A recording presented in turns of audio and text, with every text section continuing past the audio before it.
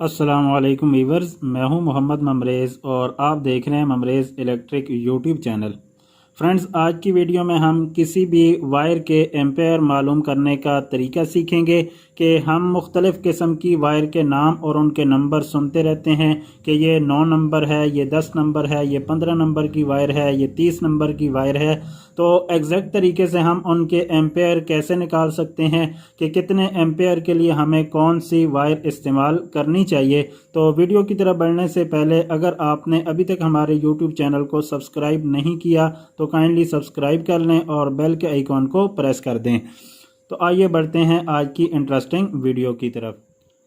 तो फ्रेंड, इससे पहले मैं बहुत सारी वीडियोस अपलोड कर चुका हूं ट्रांसफार्मर की वाइंडिंग के रिलेटेड, जिसके अंदर मैंने ट्रांसफार्मर के टर्न निकालने का तरीका आप दोस्तों के साथ शेयर किया है कि किस तरीके से आप किसी भी ट्रांसफार्मर के टर्न इजी तरीके से मालूम कर सकते हैं। इसी तरीके से मैंने बॉबिन के बारे में भी बताया है कि आप स्टेबलाइज़र के लिए कौन सी बॉबिन इस्तेमाल कर सकते हैं, बैटरी चार्जर के लिए कौन सी बॉबिन इस्तेमाल कर सकते हैं, और साथ ही साथ हमने वायर गेज भी बताई हुई है कि अगर आप स्टेबलाइज़र के लिए ट्रांसफार्मर डिज़ाइन करना चाहते हैं तो आप उसके अंदर कौन सी वायर इस्तेमाल कर सकते हैं, और अगर बैटरी चार्जर बनाना चाहते हैं तो उसके अंदर कौन सी वायर इस्तेमाल कर सकते हैं। तो इन तमाम टॉपिक्स पर पहले से मैं वीडियोस अपलोड कर चुका हूं। अगर आप दोस्तों ने अभी तक नहीं देखी तो चैनल को विज़िट करके उनको देख सकते हैं ताकि इस वीडियो को कम्प्लीटली समझ सकें। तो जो वायर गेज मैंने वहाँ पे बताए हैं वो मैंने साथ कहा हुआ है कि ये आम तौर पे इस्तेमाल होने वाली वायर हैं, लेकिन अगर हम स्पेसिफिक एम्पेयर के मुताबिक कोई ट्रांसफार्मर डिज़ाइन करना चाहते हैं तो उसके लिए हम वायर की सिलेक्शन कैसे करेंगे। तो इसलिए मैंने सोचा कि मैं आप दोस्तों के साथ किसी भी वायर के एम्पेयर निकालने का जो तरीका होता है, जो मेथड होता है, जो उसकी कैलकुलेशन होती है वो आपसे शेयर कर देता हूँ। तो फ्रेंड्स, उसके लिए एक चीज़ आपको गूगल से डाउनलोड करनी पड़ेगी और वो होता है एम्पेयर पर मिलीमीटर स्क्वायर का चार्ट होता है, जिसमें वायर नंबर लिखे होते हैं और वायर नंबर के साथ ही उनके एम्पेयर पर मिलीमीटर स्क्वायर के हिसाब से कुछ फिगर लिखे होते हैं। तो वो फिगर हमने लेकर फिर उनको किसी भी कॉपर या सिल्वर की डेंसिटी के साथ मल्टीप्लाई करना होता है, तो उस वायर के जो एम्पेयर हैं वो हमें मालूम हो जाते हैं। तो फॉर एग्जांपल अगर हम देखते हैं कि 10 नंबर की जो हमारी वायर होती है उसके कितने एम्पेयर हैं, यानी उसमें से कितने एम्पेयर फ्लो कर सकते हैं, कितने एम्पेयर उसमें से गुजर सकते हैं।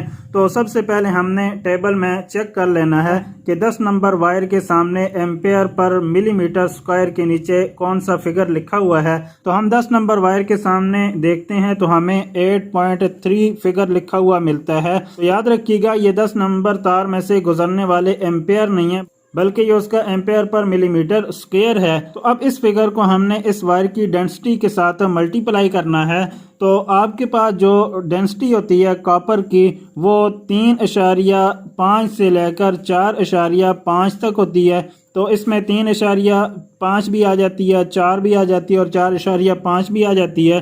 तो आपकी वायर जितनी कमज़ोर होगी तो उसकी डेंसिटी उतनी ही कम होती है। जितनी वायर आपकी प्योर होती है उसकी डेंसिटी भी ज़्यादा होती है।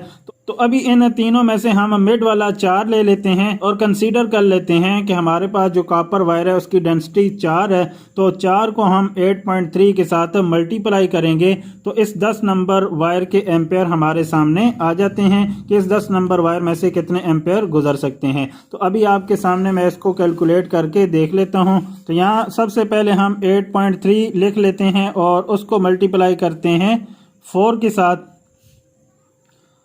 तो आपके पास जो आंसर आता है वो 33 आता है। तो इसका मतलब ये है कि 10 नंबर तार में से 33 एम्पेयर गुजर सकते हैं, यानी 33 एम्पेयर इस वायर में से फ्लो कर सकते हैं। तो अगर आपको कोई ऐसा स्टेबलाइज़र चाहिए जिस स्टेबलाइज़र के ऊपर आपने 25 या 30 एम्पेयर का लोड चलाना हो तो उसमें आप 10 नंबर वायर को इस्तेमाल करेंगे तो वो स्टेबलाइज़र आपका 25 या 30 एम्पेयर को आसानी के साथ बर्दाश्त कर लेगा। याद रखना याद रखिएगा, जो हमारे फिक्स एम्पेयर होते हैं इतना लोड हमने किसी भी ट्रांसफार्मर के ऊपर नहीं डालना होता, बल्कि हमने एम्पेयर की रेंज उससे कम ही रखनी होती है। तो इसलिए अगर आपको 25 या 30 एम्पेयर के लिए ट्रांसफार्मर बनाना है तो उसमें आप 10 नंबर को यूज़ करेंगे। और अगर आपकी वायर की क्वालिटी काफ़ी अच्छी है तो आप 8.3 को 4.5 के साथ मल्टीप्लाई करके भी देख लेते हैं कि आपके पास एम्पेयर कितने आएंगे। तो फॉर एग्जांपल मैं ये करके देख लेता हूँ। तो अगेन मैंने यहाँ पे लिख लिया जी 8.3 और इसको मल्टीप्लाई करते हैं 4.5 के साथ, तो आपके पास आंसर आता है 37। तो इसका मतलब यह है कि जैसे जैसे आपकी वायर की क्वालिटी अच्छी होती जाती है तो आपकी वायर के एम्पेयर बढ़ते जाते हैं। तो इसलिए कहा जाता है कि आप जब भी कॉपर या सिल्वर की वायर इस्तेमाल करें तो अच्छी क्वालिटी वाली इस्तेमाल करें। जितनी अच्छी क्वालिटी वाली आप इस्तेमाल करेंगे उतनी उसकी कॉपर की डेंसिटी उसके अंदर ज़्यादा होगी और ज़्यादा एम्पेयर आपको देखने को मिलेंगे। तो फ्रेंड्स, उस चार्ट की मदद से हम किसी भी वायर के सही तरीके से एम्पेयर मालूम कर सकते हैं। तो अगर कोई दोस्त इस डेंसिटी और कैलकुलेशन के चक्कर में नहीं पड़ना चाहता तो उनके लिए जो मैंने टेबल तैयार किया हुआ है उसके मुताबिक मैं आप दोस्तों को वायर गेज और उनके एम्पेयर बता देता हूं। तो जस्ट वायर होगी और उसके सामने उसमें से फ्लो करने वाले एम्पेयर होंगे मैक्सिमम, तो वो आप दोस्तों के साथ मैं शेयर कर देता हूं ताकि आपको कैलकुलेशन ना करनी पड़े, ताकि डेंसिटी के चक्कर में आपको ना पड़ना पड़े और आप आसानी के साथ किसी भी वायर के एम्पेयर को मालूम कर सकें। तो जो ज़्यादा इस्तेमाल होने वाली वायर्स होती हैं उनके एम्पेयर मैं आप दोस्तों के साथ शेयर कर देता हूं। तो ज़्यादातर हम देखें तो हमारे पास 10 नंबर से लेके 34 नंबर तक की वायर इस्तेमाल होती है। ये वायर हमारी स्टेबलाइज़र के बड़े ट्रांसफार्मर के अंदर भी इस्तेमाल होती हैं और बाकी हमारी जितनी मोटर्स होती हैं उनके अंदर भी हमारे ज़्यादा इस्तेमाल होने वाले नंबर यही होते हैं, यानी 10 नंबर से लेके 34 नंबर तक की वायर हमारे यहाँ ज़्यादा इस्तेमाल होती है।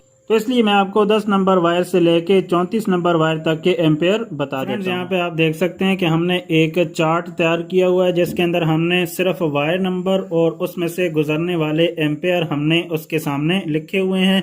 तो यहाँ से हमने 9 नंबर वायर से शुरू किया है और 34 नंबर तक तमाम वायर के नंबर भी लिखे हैं और उनमें से गुजरने वाले एम्पेयर भी उनके सामने लिखे हुए हैं। तो यहाँ पे आप आसानी के साथ समझ सकते हैं कि अगर हमारी 9 नंबर की वायर हो तो उसमें से तकरीबन आपके 40 एम्पेयर गुजरेंगे। और एक बात की मैं पहले वजाहत कर दूं कि अगर आपकी वायर की क्वालिटी अच्छी है तो 9 नंबर वायर में से आपके 40 से ज़्यादा एम्पेयर भी गुजर सकते हैं और अगर वायर की क्वालिटी डाउन हो तो फिर 40 से कम एम्पेयर भी उसमें से गुजर सकते हैं।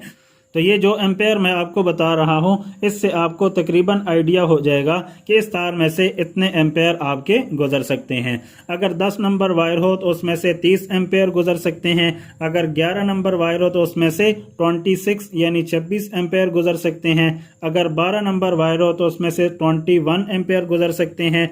अगर 13 नंबर वायर हो तो उसमें से 16.5 एम्पेयर गुजर सकते हैं यानी 16.1। और अगर 14 नंबर वायर हो तो उसमें से 12.5 एम्पेयर गुजर सकते हैं यानी 12.5। और अगर 15 नंबर वायर हो तो उसमें से 10.2 एम्पेयर गुजर सकते हैं। अगर 16 नंबर वायर हो तो उसमें 8 एम्पेयर गुजर सकते हैं। 17 नंबर वायर में से 6 एम्पेयर गुजर सकते हैं। 18 नंबर वायर में से 4.5 एम्पेयर गुजर सकते हैं यानी 4.5। और 19 नंबर वायर में से 3 एम्पेयर गुजर सकते हैं। 20 नंबर वायर में से 2.5 एम्पेयर गुजर सकते हैं। 21 नंबर वायर से 2 एम्पेयर गुजर सकते हैं। 22 नंबर वायर से 1.5 एम्पेयर गुजर सकते हैं। 23 नंबर वायर से 1.13 एम्पेयर गुजर सकते हैं और 24 नंबर वायर में से 0.95 एम्पेयर गुजर सकते हैं यानी 1 एम्पेयर के करीब इसमें से गुजर सकते हैं। और 25 नंबर वायर में से 0.78 एम्पेयर गुजर सकते हैं। 26 नंबर वायर में से 0.63 एम्पेयर गुजर सकते हैं। 27 नंबर वायर में से 0.52 एम्पेयर गुजर सकते हैं। 28 नंबर कॉपर वायर में से 0.43 एम्पेयर गुजर सकते हैं। 29 नंबर वायर में से 0.36 एम्पेयर गुजर सकते हैं। 30 नंबर वायर में से 0.30 एम्पेयर गुजर सकते हैं। 31 नंबर वायर में से 0.23 एम्पेयर गुजर सकते हैं। 32 नंबर वायर में से 0.20 एम्पेयर गुजर सकते हैं। 33 नंबर वायर में से 0.177 एम्पेयर गुजर सकते हैं। और 34 नंबर वायर में से 0.15 एम्पेयर गुजर सकते हैं। तो इस तरीके से आप गूगल से लिए हुए चार्ट को इस्तेमाल करके 1 नंबर वायर से लेकर 50 नंबर वायर तक के एम्पेयर का चार्ट भी तैयार कर सकते हैं, लेकिन बाकी के नंबर ज़्यादा इस्तेमाल नहीं होते, इसलिए उनका चार्ट मैंने तैयार किया हुआ नहीं है और ये मेरे अपने इस्तेमाल का चार्ट है। हम भी एम्पेयर को चेक करने के लिए इसी टेबल का इस्तेमाल करते हैं, इसमें बार बार आपको कैलकुलेशन करने की ज़रूरत नहीं पड़ती। तो आई होप कि दोस्तों आज की ये वीडियो आप दोस्तों को पसंद आएगी। अगर वीडियो अच्छी लगे तो काइंडली इसे लाइक और शेयर कीजिए। और ये ट्रांसफार्मर सीरीज़ की वाइंडिंग की आखिरी वीडियो है जिसके अंदर मैंने वायर और एम्पेयर उसके बता दिए हैं।